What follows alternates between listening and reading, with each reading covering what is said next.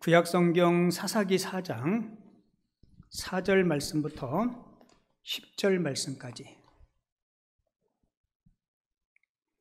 365쪽에 있습니다. 자, 성경책은 꼭 펴시고요. 여러분 예배당에 올 때 성경책 가지고 오시죠? 성경책 꼭 성경 찬송 가지고 오시고, 앞에 비록 자막과 찬송을 띄워두더라도 여러분들 성경 찬송은 여러분들 꼭 가지고 오시기 바라고요. 성경 글씨가 작으신 분은 앞에 자막을 띄워드릴 테니까 자막 보시고 읽으시고요. 4절부터 10절까지 한 절씩 교독하도록 하겠습니다. 그때 랍비도스의 아내 여선지자 드보라가 이스라엘의 사사가 되었는데, 그는 에브라임 산지 라마와 베델 사이 드보라의 종려나무 아래에 거주하였고 이스라엘 자손은 그에게 나아가 재판을 받더라. 드보라가 사람을 보내어 아비노함의 아들 바락을 납달리 게데스에서 불러다가 그에게 이르되, 이스라엘의 하나님 여호와께서 이같이 명령하지 아니하셨느냐? 너는 납달리 자손과 스불론 자손 10,000명을 거느리고 다볼산으로 가라. 내가 야빈의 군대 장관 시스라와 그의 병거들과 그의 무리를 기손강으로 이끌어내게 이르게 하고 그를 내 손에 넘겨주리라 하셨느니라. 바락이 그에게 이르되, 만일 당신이 나와 함께 가면 내가 가려니와 만일 당신이 나와 함께 가지 아니하면 나도 가지 아니하겠노라 하니, 이르되 내가 반드시 너와 함께 가리라. 그러나 내가 이번에 가는 길에서는 영광을 얻지 못하리니 이는 여호와께서 시스라를 여인의 손에 파실 것임이니라 하고 드보라가 일어나 바락과 함께 게데스로 가니라. 10절 말씀은 같이 읽습니다. 바락이 스불론과 납달리를 게데스로 부르니 10,000명이 그를 따라 올라가고 드보라도 그와 함께 올라가니라. 아멘. 오늘 본문 말씀을 가지고 나를 사용하소서라는 제목으로 하나님의 은혜를 나누겠습니다. 같이 해볼게요. 나를 사용하소서. 오늘의 영혼에 만나는 진주에 대한 이야기를 좀 함께 나누려고 합니다.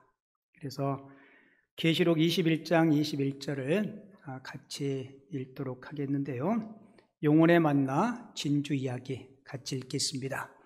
그 12문은 12진주니 각 문마다 한 개의 진주로 되어 있고 성의 길은 맑은 유리 같은 정금이더라. 계시록 21장 21절 말씀. 아멘. 하나님은 성도들이 이 땅의 모든 삶을 마치고 마침내 도착하는 천국문을 진주문이라고 하였습니다. 왜 천국의 문을 진주로 장식했을까? 진주보다 더 아름답고 감나가는 보석이 많은데, 진주는 광물 속에서 캐내는 보석이 아니라 조개의 몸 안에서, 즉 생명체에서 만들어지는 보석입니다. 조개 안에 모래알 같은 이물질이 들어오면 조개는 너무 아파서 그것을 감싸기 위해 낙하라는 체액을 분비하는데, 그 체액이 쌓이고 쌓여 진주가 된다고 합니다. 진주는 아픈 상처를 영롱한 아름다움으로 승화시킨 결과입니다. 우리 안에 들어온 상처는 아름다운 진주가 될 수도 있고 망측한 흉터가 될 수도 있습니다. 그것은 우리가 상처를 어떻게 반응하느냐에 따라 달라집니다. 상처를 안고 하나님께 깊이 기도하며 하나님을 만나면 진주가 됩니다. 상처를 안고 욕을 하며 불평만 하고 있으면 흉터가 됩니다. 성도들이 모든 삶을 마치고 도착하는 천국문을 진주문으로 된 이유도 여기에 있는 것입니다. 천국문에 쓰인 진주를 만들어낸 조개는 얼마나 많은 고난을 겪었을까요? 그 큰 상처를 감싸고 또 감싸는 동안 얼마나 힘이 들었을까요? 가정에도 교회에도 나라에도 이런 진주를 만드는 조개와 같은 사람이 있습니다. 이런 사람으로 인하여 아름다운 진주문이 세워지는 것입니다. 이런 사람이 바로 여러분이시기를 바랍니다. 1600년경에 화가 가운데 카라바조라는 화가가 있는데요. 이 화가가 성경의 이야기를 그림으로 그리게 돼요. 그 그림의 제목은 마태를 부르시는 예수님이라는 성화입니다. 그 성화의 내용은 이래요. 원래 마태는 세리였습니다. 예수님께서 세관에 가셔서 세리들이 쭉 앉아 있는데 예수님께서 세리들을 향해서 이렇게 말씀해요. 나를 따라오너라. 그렇게 말씀하시는 예수님 곁에 베드로가 서 있습니다. 그런데 이 베드로의 옷차림은 너무 남루한 거예요. 베드로의 옷차림을 보면서 갈릴리에서 예수님을 따르는 삶이 어떠한지는 설명을 하지 않아도 쉽게 이해할 수 있을 정도로 남루한 모습이었습니다. 그래서 그런지 세리들을 향해서 나를 따라오라는 예수님에게 시선을 주는 사람이 없었어요. 그런데 단 한 사람, 마태만이 초라한 몸꼴의 예수님임에도 불구하고 예수님의 음성을 듣고 예수님을 따르게 됩니다. 근데 그 그림이 우리들에게 주는 이야기가 있는데요. 여러분, 세관에 세리들이 쭉 앉아 있는데 예수님께서 마태에게만 가셔서 귓속말로 너 나 따라올래? 이렇게 말씀한 게 아니라는 거예요. 여러분, 하나님의 말씀은 어느 특정한 개인에게 귓속말로 들려줄 때도 있지만 하나님의 말씀은 보편적으로 공개적으로 선포되어집니다. 그리고 어떤 사람은 그 말씀을 듣고 따라가는 사람도 있고 그리고 그 말씀을 듣는다고 해서 다 따라가는 것이 아니라는 거예요.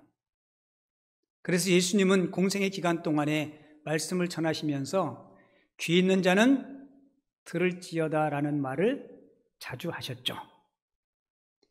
예수님이 말씀하신 그 귀는 신체적인 귀를 이야기하는 게 아닙니다. 여기서 이야기하는 귀는 하나님의 말씀을 들을 수 있는 영혼의 귀를 말하는 거예요.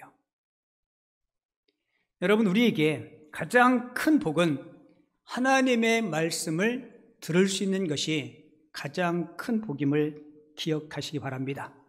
그냥 신체의 귀로만 듣지 마시고 영혼의 귀, 마음의 귀로 하나님의 말씀을 들을 수 있는 자가 복된 자예요. 오늘 선포되는 하나님의 말씀을 아멘으로 받고 그리고 그 말씀을 받아들이고 그리고 그 말씀대로 살아갈 수 있는 복된 하나님의 사람들이 다 되어줄 수 있기를 주님의 이름으로 축원을 드립니다. 기독교 저술가 가운데 맥스 루카도라는 사람이 나보다 나를 더 사랑하시는 주님, 제가 이 책을 여러분들에게 오늘 처음 소개시켜드린 게 아니에요. 이 책에 보면 이런 교훈적인 이야기가 있는데요. 어느 날 한 가정에 중년 남성이 갑자기 전기불이 나가요. 그래서 불을 밝히기 위해서 촛불을 켜기 위해서 양초를 모아둔 창고로 내려갑니다. 그리고는 양초 한 자루를 발견해요. 근데 양초가 말을 하는 거예요. 주인님, 제가 지금 불을 밝힐 준비가 되어 있지 않으니 불을 밝힐 준비가 될 그때까지만 좀 저를 사용하지 않으면 안 되겠습니까? 라고 이야기해요. 그래서 들었던 양초를 내려놓습니다. 그리고 옆에 있는 양초를 들었더니 그 양초도 이야기를 하기를 뭐라고 이야기하냐면 주인님, 제가 불을 밝힌다는 것이 어떤 의미가 있는지 지금 묵상 중에 있는데 제가 묵상이 끝난 다음에 불을 밝힐 수 있도록 연기해 주시면 안 되겠습니까? 라고 이야기해요. 그래서 그 초를 다시 내려놓습니다. 근데 옆에 4개의 초가 나란히 있는데 그 중에 하나를 딱 들었더니 4개의 초가 동시에 뭐라고 이야기하냐면, 주인님, 저희들은 아직 내 몸을 태워 불을 밝힐 준비가 되어 있지 않으니 저희들을 다음에 사용해 주십시오라고 이야기해요. 그래서 결국은 초 하나도 가져오지 못하고 다시 올라옵니다. 빈손으로 올라오는 남편을 바라보면서 아내가 물어요. 아니, 당신 초를 찾으러 갔는데 왜 빈손으로 올라오냐고. 그래서 이 남편이 자초지종을 다 이야기해요. 그러자 아내가, 아니, 도대체 그 초를 어디서 사왔길래 초가 다 그 모양이냐고. 남편이 가만히 생각해봐요. 이 초를 내가 어디서 사왔지? 그리고는 이렇게 이야기합니다. 아, 그래서 그랬구나. 내가 저 건너편 마을에 문 닫은 교회에서 이 초를 사왔기 때문에 초들이 그렇구나. 여러분, 아무도 자신을 태워서 불을 밝히려는 사람이 없는 곳은, 그것이 교회든 가정이든 사회든 국가든 문을 닫을 수밖에 없다는 거예요. 여러분, 오늘 본문도 이와 같은 이야기를 하고 있습니다. 나라가, 조국이 큰 위기에 빠져 있는데 자신을 태워서 헌신할 사람이 없었다는 거예요. 본문이 기록된 사사시대는 여러분이 잘 알다시피 이스라엘의 역사 가운데 가장 큰 혼란의 시기 중에 한때였습니다.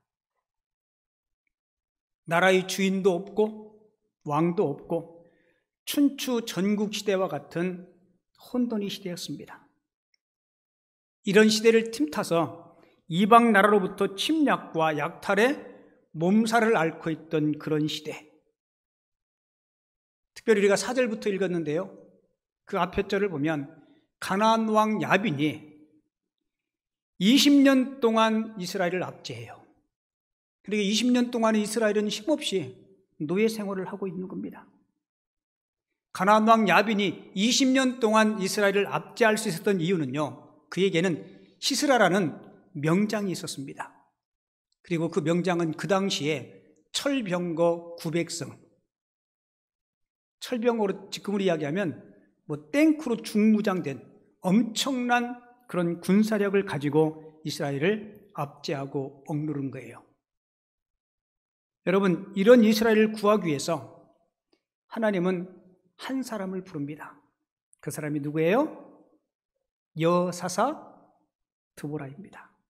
근데 재밌는 것은요, 사사기 역사가 한 300년 정도 되거든요. 300년 동안 하나님은 이스라엘을 구원하고 하나님이 사람을 쓰시기 위해서 12명의 사사를 쓰세요. 그 중에 유일하게 여사사는 드보라 한 사람뿐입니다. 여러분, 지금은 여성의 지위가 많이 향상돼서 여성이라는 이유 때문에 남성과 차별받는 일은 없습니다. 차별해서도 안 되고요. 근데 과거에는 그렇지 않았죠. 여러분, 구약 성경을 읽다 보면 여성들은 인구 숫자에 들어갈까요? 안 들어갈까요? 인구 숫자에 안 들어가요. 예수님 시대에도 오병이의 기적 후에도 여자와 아이를 빼고 장정만, 이렇게 성경에 자주 표현되잖아요. 그죠? 그러니까 과거 구약 시대 때, 그 옛날에는 여자는 사람 축에 들었다 못 들었다? 못 들었어요. 그러니까 우리 성도님들, 여자 성도님들은 21세기에 태어나서 살아가는 거 감사하시기 바랍니다. 아멘 안 하시네? 제가 1부 때도 여쭤봤는데 우리 여자 성도님들에게 여쭤볼게요. 여러분들은 다시 태어나도 여성으로 태어나고 싶습니까? 대답들이 없으시네. 제가 제 아내한테 물어봤거든요. 그랬더니 제 아내는 다시 태어나도 여자로 태어나고 싶대요. 우리 여자분들은 어때요? 우리 남자분들은 어때요? 저한테 한번 여쭤봐 주실래요? 목사님은 다시 태어나면 뭐로 태어나고 싶냐고? 저는 다시 태어나도 남자로 태어나고 싶습니다. 저희 형수님 한 분이 이름이 억순인데요. 이름이 박억순이에요. 그 이름이 왜 그래요? 내가 그랬더니 아버지가 그렇게 지어줬는데 그 집은 다 숫자로 이름을 졌어요. 제일 큰 오빠가 천석이, 만석이, 억순이, 조순이 이렇게 졌어요. 일만 억저로. 우리 형수님은 다시 태어나면 남자로 태어나고 싶대요. 그 왜요? 그랬더니 여성으로 살다 보니까 뭔가 좀 이렇게 불편한 게 많다고 그렇게 이야기하는데요. 사실 지금은 남녀가 평등해요. 그죠? 그리고 남녀를 차별해서는 안 됩니다. 그런데 예수님 시대에 유대 남자들이 하나님 앞에 감사했던 몇 가지 요소가 있는데요. 그 중에 하나가 뭔지 알아요? 이거였어요. 내가 여자로 태어나지 않고 남자로 태어난 것에 감사하다. 이 정도로 여성의 지위가 저 바닥에 있을 그때, 여러분, 이런 시대에 하나님이 여사사 드보라를 부른 이유가 무엇이었을까? 하나님도 그 시대, 그 문화적 상황에서 여자 지도자를 통해서 일하시는 게 얼마나 불편하고 얼마나 걸림돌이 많은지 하나님도 분명히 아셨을 거예요. 그럼에도 불구하고 하나님이 여사사 드보라를 부르세요. 여러분, 왜 그랬을 것 같아요? 그 당시 이스라엘 백성들의 어떤 헌신도, 영적인 상태를 보면 알 수 있는데요. 어느 누구도 제가 서두에 말씀드렸던 그 촛들처럼 자신을 태워서 헌신할 사람이 없었다는 거예요. 특별히 이스라엘의 남성들 가운데 나라가 20년 동안 가나안 왕 야빈 때문에 식민지 생활, 노예 생활을 함에도 불구하고 어느 누구도 자신을 태워서 나라를 구원하고자 하는 헌신하는 사람이 없었다는 거예요. 여러분, 드보라 자신도 알았을 거예요. 내가 여성으로서 사회적인 제약 때문에 사사로서의 일을 감당하는 것이 얼마나 어렵고 힘든 일인지 그는 분명히 알았을 겁니다. 그러니까 앞장서서 일을 할 수 없는 거예요. 어느 누구도 여자라는 이유 때문에 그의 말에 귀를 기울이지 않아요. 그래도 드보라는 하나님의 부르심에 순종하면서 가나안 왕 야빈의 손에서 민족을 구원하기 위해서 가장 최일선에 자신이 나설 수 없으니까 바락이라는 남성에게 부탁을 해서 함께 동역하는 모습을 볼 수 있는데요. 오늘 본문 6절에 보면 사회적인 제약 때문에 전면에 나설 수 없기 때문에 바락을 남성의 지휘관으로 세우고 자신의 사역을 위임하고 함께 동역하는 모습을 볼 수 있습니다. 여러분, 드보라와 바락이 가나안 왕 야빈과 그의 명장 시스라와의 전쟁에서 승리했을까요? 못했을까요? 승리했어요. 우리는 결론을 압니다. 여러분, 드보라와 바락이 전쟁에서 승리하고 하나님께서 승리케 해주셨다는 사실에 감사해서 5장 한번 잠깐 볼까요? 성경을 보세요. 5장 1절 위에 보면 작은 소제목이 기록되어 있는데요. 뭐라고 기록되어 있어요? 드보라와 바락의 노래. 이거는 전쟁 승리한 후에 하나님 앞에 감사해서 감사의 찬양을 드리는 내용입니다.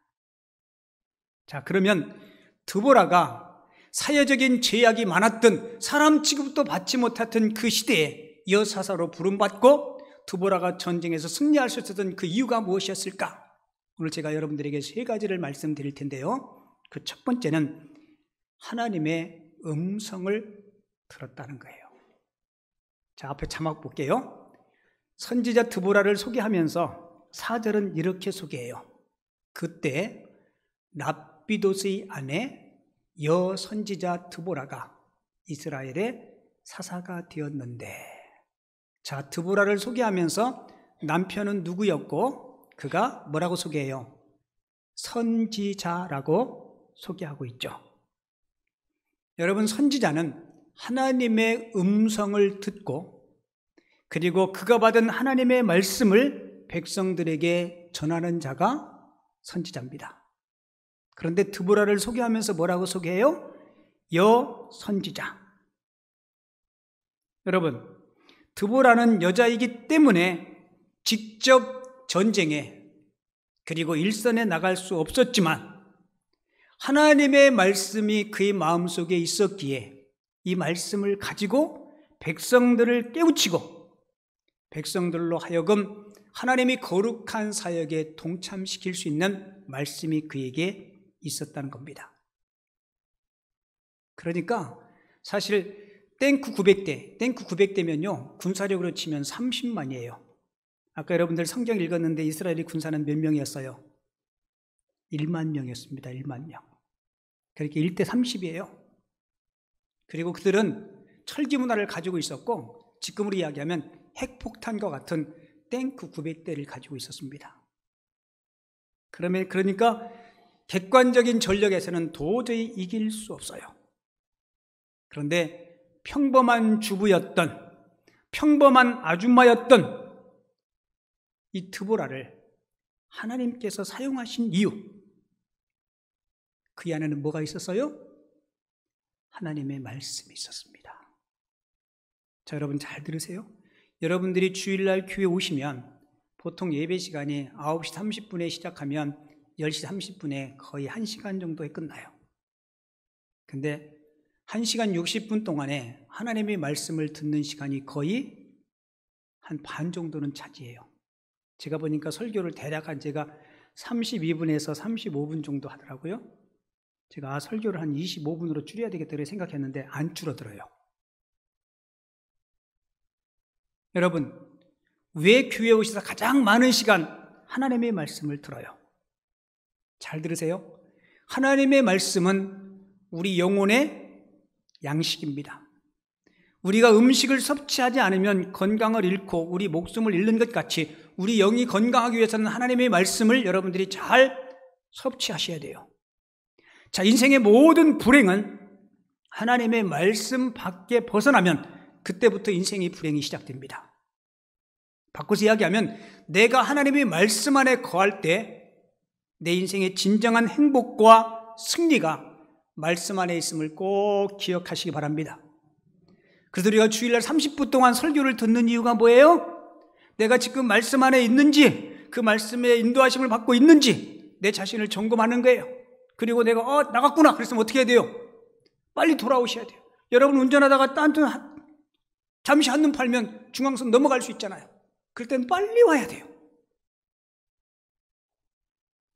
여러분, 드보라와 바락이 중과 부적과 같은 전쟁에서 승리할 수 있는 첫 번째 비결이 뭐예요?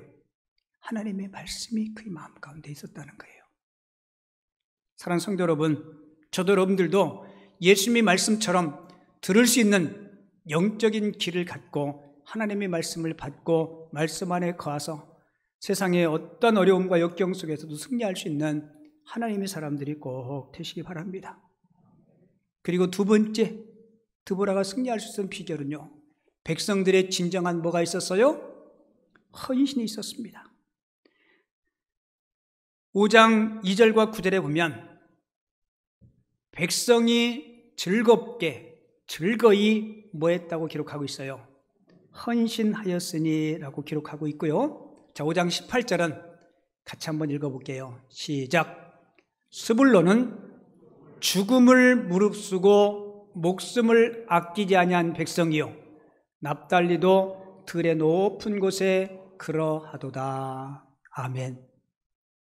여러분, 지도자가 아무리 좋은 말씀으로 가르치고 양육한다 해도요, 백성들이 헌신하지 않고 동조하지 않고 순종함이 없으면 절대로 승리할 수 없습니다. 우리 김포 남현교회가 2013년 1월 15일에 이 성전으로 입당했어요. 그때 이 성전에 부채가 많았죠. 그때 오면서 지금 시간이 좀 지났잖아요. 한 8년 정도 지났는데 어느 분이 저한테 그래요. 목사님, 솔직히 지났으니까 하는 이야기인데요, 야, 이 가서 우리가 진짜 감당할 수 있을까? 내 마음이 이렇게 무겁고 걱정되는데 목사님의 마음은 어떨까? 그 생각이 들었대요. 하는 말이, 지나고 나니까 하는 말인데 그 말을 해요.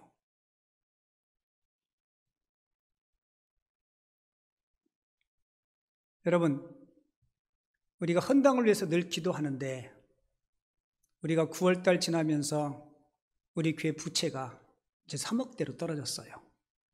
지금 패턴으로 가면 한 1년 이내에 다 갚을 수 있을 거예요.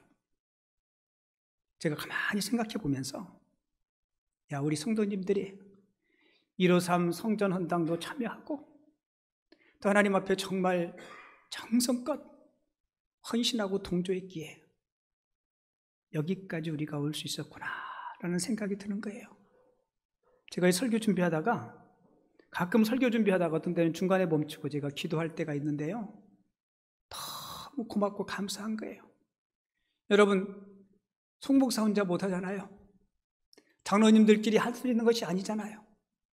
근데 우리 성도님들이 기도하고 기꺼이 동조하고 또 따르고 힘을 모으고, 여러분, 드보라라는 여사사가 아무리 여러분 이 민족을 우리가 구해야 됩니다. 우리 자신을 태워서 헌신해야 됩니다. 아무리 이야기해도 여러분 백성이 동조하지 않으면 그 일을 분명히 이룰 수 없었을 거예요. 드보라와 바락이 이스라엘 12지파 각 지파들에게 전령을 보냈겠죠.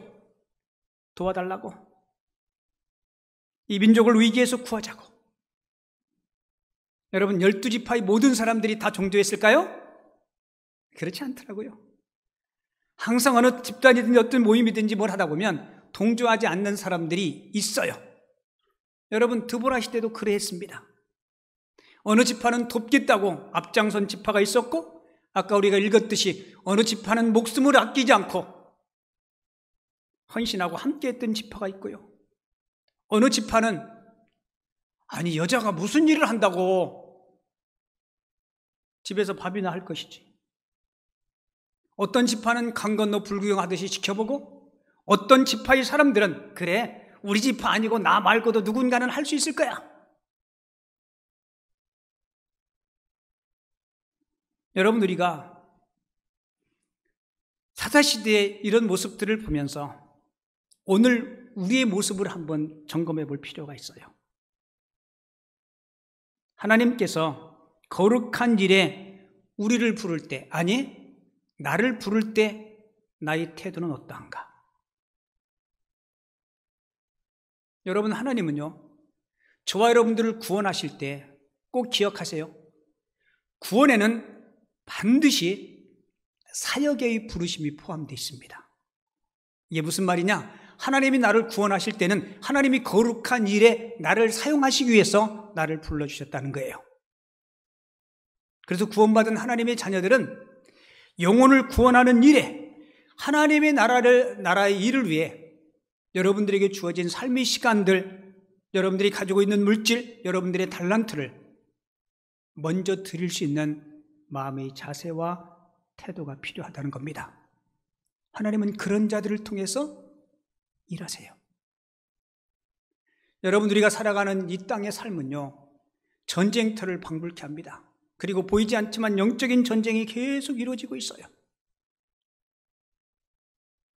이때 사사 드보라가 각 지파에게 전령을 보냈을 때 기꺼이 헌신하고 목숨을 아끼지 않고 동조하고 헌신했던 그들의 동역자들이 있었기에 이 전쟁에서 승리할 수 있었던 것입니다. 여러분, 우리 김포 남현교회도 자신을 태워서 일할 헌신자들이 많이 필요해요. 특별히 이제 앞으로 여러분들 중에 교사로 섬길 수 있는 분들을 미리 준비하기 위해서 교육도 준비하고 있는데요. 여러분들이 하실 수 있으면, 아니 하기를 원하면 여러분 준비하시고 도와주시기를 바랍니다. 지금 교회 차량 운행을 우리 부목사님들이 주로 해요. 산부 예배 끝나고 나면 교회 여러 가지 정리하기도 전에 밖에 성도님들이 계시기에 25인승 버스 끌고 나갑니다. 우리 교회 성도가 수백 명이 달해요. 여러분, 주님의 사역이라 해서 뭐 크고 웅장한 게 아닙니다. 여러분들이 하실 수 있는 일에 일주일에 2시간이든 3시간이든 여러분들이 시간 내서 그 작은 일에 여러분들이 헌신할 때 몸된 교회가 바로 세워지고 든든해지고, 그렇게 헌신하고 봉사하는 자들을 주님께서 축복하시고 그들의 가정과 과물 위에 하나님의 은혜를 더하여 주실 줄을 믿습니다. 같이 해볼게요. 주님, 저를 사용해 주세요. 여러분, 그런 헌신의 마음이 있으면 내가 주님의 일에 기꺼이 헌신하고자 하면 하나님은 그 일을 감당할 수 있는 은혜와 능력 또한 허락해 주시는 하나님이심을 꼭 기억하시기 바랍니다. 독일 나치가 세계를 지배할 때요, 나치에 항거했던 많은 사람들이 있었어요.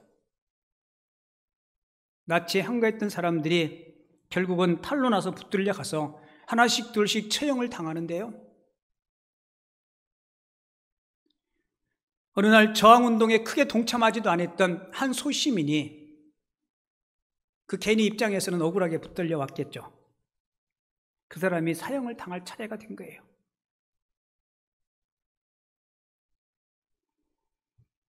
이 사람이 사형당할 처리가 되자 고래고래 소리를 지릅니다. 나는 저항운동에 참여한 적이 없습니다. 나는 아무것도 한 것이 없습니다. 나는 소시민으로 그냥 우리 처자식 먹여 살리는 일에 나는 평범하게 살아왔을 뿐입니다. 저는 잘못이 없습니다. 그때 함께 묶여있던 젊은이가 고래고래 소리를 지르는, 나는 한 것이 아무것도 없습니다라고 고래고래 소리를 지르는 그 사람에게 이런 얘기를 해요. 당신이 조국을 위하여 아무 일도 하지 않았다는 것, 그것이 죄입니다. 당신이 아무 일도 하지 않은 것, 그것 하나만으로도 죽어 마땅합니다. 그리고는 그 젊은이가, 보십시오, 5년 동안에 이 땅에 피비린내 나는 전쟁이 있었고 수백만의 사람들이 목숨을 잃었고 피를 흘렸고 도시들이 파괴되었습니다. 그리고 우리 조국과 우리 민족은 멸망의 위기에 처했습니다. 그런데 왜 당신은 아무 일도 하지 않았습니까? 이게 바로 당신이 죽어야 될 죄목입니다. 여러분, 아무 일도 하지 않은 것, 이것이 죽어야 될 마땅한 죄라는 거예요. 조국이 멸망의 위기에 처해 있는데 자기 자신의 안일과 자기 처자식만을 위해서 근근히 살아왔던 저도 여러분들 신앙생활 하면서 하나님께서 우리에게 맡겨주신 일이 있잖아요. 그것이 크고 웅장하지 않더라도 여러분들이 할 수 있는 일, 그리고 여러분들에게 주님께서 부탁하시는 일, 그 일에 주님, 저를 사용해 주십시오. 제가 탁월하진 않지만 그 일에 성실하게 주님의 영광을 위해서 감당하겠습니다라고 고백하고 헌신할 수 있는 하나님의 사람들이 꼭 되시기 바랍니다. 제가 부탁드릴게요. 앞으로 이제 코로나가 언젠가는 끝날 텐데요, 교육관도 세워지고 우리 김포 남현교회가 다음 세대를 위해서 많은 에너지와 열정을 쏟을 겁니다. 그 일을 위해서 특별히 섬길 선생님들이 많이 필요해요. 제가 지금 준비하고 있는데요, 우리 선생님들이 세워지기 전에 여러분들이 교사로 섬길 수 있도록 여러분들을 잘 훈련시켜 드릴 겁니다. 연세가 많이 드셨어도 괜찮아요. 혹시 사역자들이 여러분들에게 전화해서 교사로 좀 도와주세요 그러면 예라고 대답하시고 따라주셨으면 좋겠어요. 아멘들 안 하시네? 아멘 하시기 바랍니다. 핑계대지 마세요. 목사님 저 바빠요. 바빠도 여러분 밥 먹을 시간 있잖아요, 그죠? 주일날 바빠도 주님을 위해서 1시간, 2시간 드릴 시간 있잖아요. 있어요, 없어요? 여러분 주님을 위해서 여러분들 1시간, 2시간 드려보세요. 주님께서 여러분들에게 더 많은 시간을 주실 것이고, 여러분들의 달란트를 드리면, 여러분들의 가진 것을 드리면 주님께서 더 많이 여러분들이 그 일을 잘 감당할 수 있도록 축복해 주실 줄을 믿습니다. 여러분, 그게 하나님의 일이에요. 여러분 체험하지 않으셨어요? 내가 주님을 위해서 시간을 드리고 달란트를 드리고 나의 가진 것을 드릴 때 하나님께서 얼마나 주시는지 여러분 체험하지 않습니까? 그리고 마지막 세 번째, 드보라가 승리할 수 있던 세 번째 비결은 하나님께서 인도하시고 하나님께서 도와주셨다는 겁니다. 여러분, 5장은 드보라와 바락이 전쟁에서 승리한 후에 부른 노래라 그랬죠, 그죠? 자, 5장 2절, 3절, 9절에 보면 여호와를 찬송하라 이 말이 계속 반복돼요. 그리고 5장 11절에 보면 여호와의 의로우신 일을 노래하라. 여러분, 드보라와 바락이 지금 막 하나님을 노래하고 찬양하고 있어요. 왜요? 전쟁에서 승리케 하신 분이 누구세요? 하나님이시기에. 여러분, 가나안 왕 야빈과 그의 명장 시스라가 몇만의 군대를 가지고 있다고요? 30만. 성경에는 30만으로 나오지 않는데요. 철병거 900승 정도 있으면 인구가, 아니 병사력이 그 정도 될 거예요. 근데 드보라와 바락이 사람들을, 병사들을 모집했는데 몇 병 모였다 그래요? 1만 명. 그러니까 객관적인 전략에서는 도저히 이길 수가 없어요. 그들은 탱크를 가지고 있고, 지금으로 치면 핵폭탄을 가지고 있고, 이 사람들은 준비되지 않은, 훈련되지 않은 1만 명의 군사밖에 없습니다. 근데 결론적으로 전쟁에서 이겨요. 어떻게 이겼어요?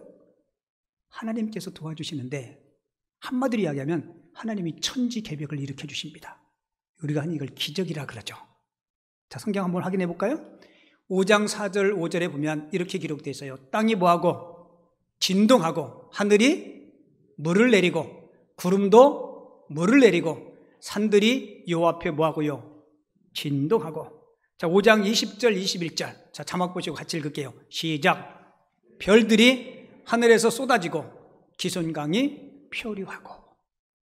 제가 어릴 때 별똥별 있죠? 별똥별이 슉 오더니 뚝 떨어지는 거예요. 제가 얼마나 순진한지 그 떨어진 지점에 가서 찾아봤어요. 찾았겠어요? 못 찾았겠어요? 그거 찾았으면 대박인데 진짜 찾아갔어요. 분명히 절로 떨어졌어요. 이렇게 쭉. 근데 저녁이라서 내가 어두워서 못 찾나고 그날 아침에 다음날 새벽에 일찍 가서 찾아봤는데 못 찾았어요.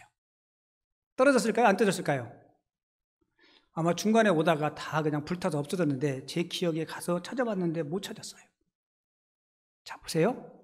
하나님이 이 전쟁에서 별똥별, 하늘의 별들을 드보라와 바락의 그 적군들에게 하나님이 던지셨다는 거예요. 여러분 재밌지 않아요? 한번 상상해 보세요. 하늘의 별똥별들이 왕창 적군에 쏟아져 가지고 하나님이 그 전쟁에서 승리케 해주셨다는 거예요. 별로 감동들이 없네요, 여러분들은.